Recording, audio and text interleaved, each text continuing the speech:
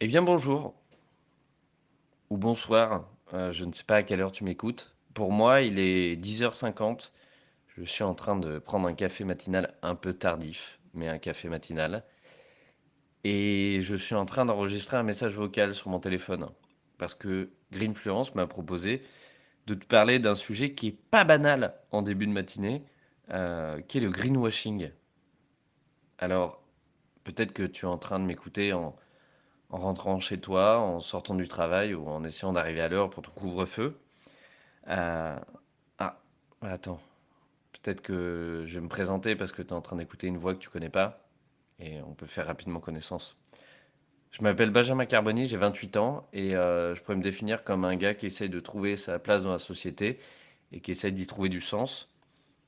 Et si je dois rajouter quelques étiquettes pour être un peu plus clair, je dirais que je suis auteur, penseur et formateur. Les trois mots qui définissent assez bien ce que je fais actuellement. Et donc là, il est 10h51. Je vais donc te parler de ce magnifique sujet qui est le greenwashing. Alors normalement, c'est un mot qui est déjà passé dans tes oreilles. C'est un mot qu'on peut écouter un peu plus dernièrement, mais c'est pas pour autant qu'il est plus clair. Alors là, tu vois, je viens de poser ma tasse de café et je viens d'ouvrir mon ordinateur. Et hasard de la vie ou pas, et vraiment, je l'ai pas fait exprès. J'ouvre un de mes réseaux sociaux et je tombe sur une page qui parle du greenwashing. Et qui parle du greenwashing en mettant un exemple avec une image. On voit une image d'un lapin. Un lapin qu'on connaît tous, ou tout du moins énormément de gens. C'est le lapin de Nesquik. Vous connaissez Nesquik? Cette fameuse marque de chocolat qui te donne de l'énergie, de la force et du sourire le matin, qui est Nestlé. C'est un produit Nestlé, Nesquik. Et donc là, on voit ce lapin souriant, une belle pelle verte à la main avec un tablier vert et un logo recyclé sur le dessus. Dans l'autre main, une boîte Nesquik avec une plante qui a été mise à l'intérieur, un oiseau qui chante, tout le monde a l'air très heureux, du soleil derrière, et avec écrit en gros en haut, réutilise ta boîte, avec un magnifique logo de, qui représente un peu une énergie circulaire, avec écrit en bas à toi de jouer, comme si la responsabilité venait de toi, que toi seul, en réutilisant cette boîte de plastique Nesquik, pouvait sauver la planète. Et là, et là tu te dis, Nestlé a changé. Ça y est, Nestlé a changé, ils ont compris.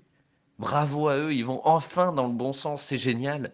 Ils pensent à la planète, ils agissent correctement. Et là, normalement, tu viens de tomber dans le piège du greenwashing.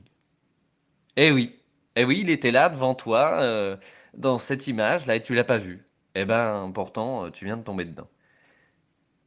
Si, du coup, on doit expliquer un peu plus clairement avec des mots le greenwashing, eh ben, le greenwashing, c'est quand une multinationale, une entreprise ou un groupement de personnes qui polluent, qui exploitent des ressources naturelles, qui produisent en masse sans se soucier de l'impact ou des déchets qu'ils génèrent, te font croire soudainement, grâce à une campagne de pub et énormément d'argent, te font croire que tu peux un peu, à ton échelle, sauver la planète tout en continuant à consommer leurs produits.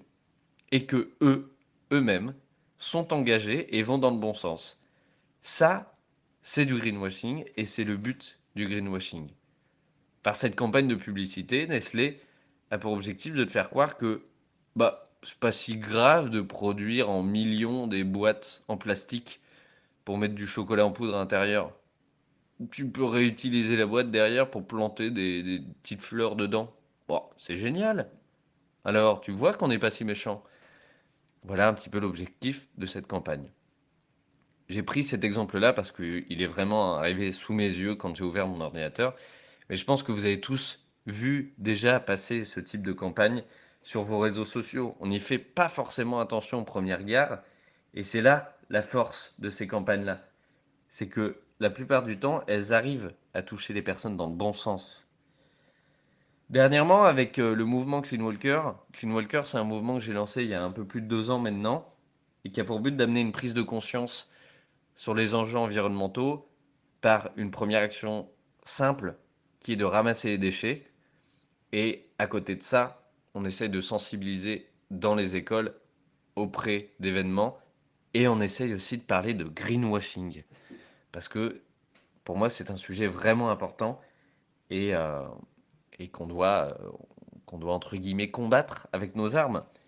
Et dernièrement, on a publié les 7 péchés du greenwashing. On a trouvé ces 7 péchés grâce à une source, une étude qui a été faite par TerraChoice et, euh, et qui définit ces 7 péchés-là.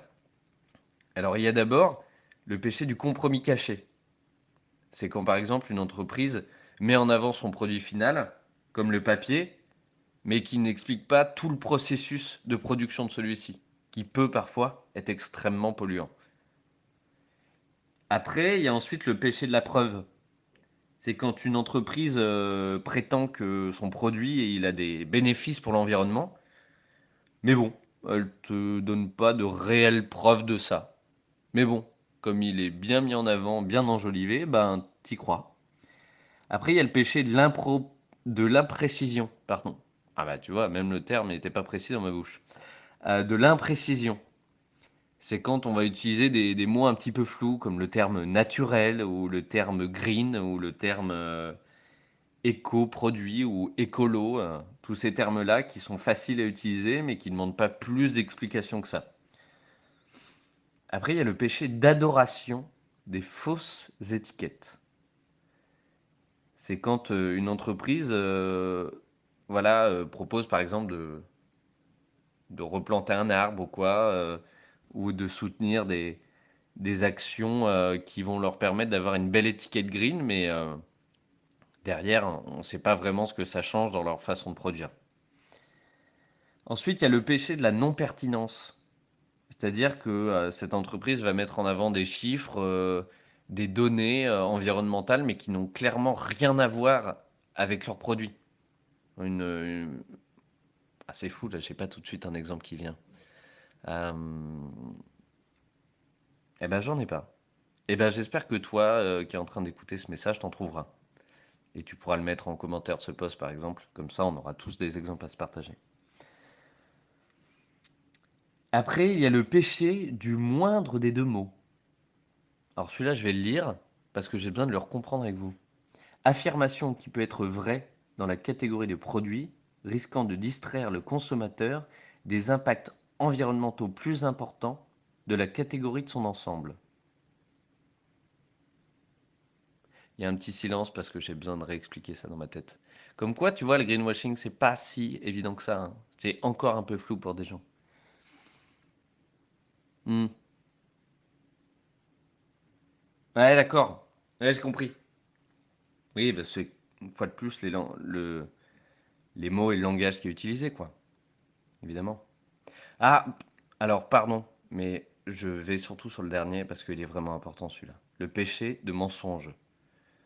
C'est lorsque des entreprises font des déclarations environnementales, mais qui sont complètement fausses. C'est-à-dire qu'il n'y a aucune donnée qui justifie ça. Et ça c'est très souvent utilisé. Bref, là, je t'ai donné 2 éléments, à la fois cet exemple de greenwashing que je t'ai expliqué avant, et les 7 péchés qui représentent un peu plus en détail ce qu'est le greenwashing. Après, l'objectif de ce message vocal, c'est que tu puisses te faire ta propre idée de ce sujet-là. C'est-à-dire que en ayant parlé de ça avec toi pendant presque une dizaine de minutes, que ça te donne envie d'en connaître un peu plus là-dessus et que tu commences à faire tes propres recherches. Bref, ce que je pourrais dire sur le greenwashing, c'est que malheureusement, il est de plus en plus présent et que plutôt que les entreprises qui ont énormément de moyens les utilisent pour changer leur façon de produire, changer leur façon de faire, pour l'instant, elles préfèrent utiliser cet argent pour faire croire qu'elles font mieux. Et ça, je trouve ça réellement triste et dommage. Alors, la seule chose qu'on peut faire, nous, à notre échelle aujourd'hui, bah, c'est de ne pas tomber dans ce panneau-là. De ne pas tomber dans ce panneau-là et surtout de pas se mettre d'accord avec notre esprit en disant oh allez ok on y croit c'est pas grave on continue à consommer là et puis on n'a rien vu quoi. Non non on a tous vu. Donc le choix que tu peux faire bah, c'est de pas consommer ça. Comme disait un grand philosophe d'une époque pas si lointaine qui s'appelait Coluche, elle disait si on n'achète pas ben ça vend pas. Et ça paraît con, ça paraît simple mais c'est vrai. Donc la solution qu'on a pour lutter face à ça, c'est de ne plus consommer ce genre de produit et d'aller vers une consommation plus éthique, plus responsable. Voilà comment on peut lutter face au greenwashing. Alors j'espère que ce message vocal que tu auras écouté en vélo, pendant ton trajet de bus sur ton canapé, bah, il t'aura fait réfléchir un petit peu sur le sujet.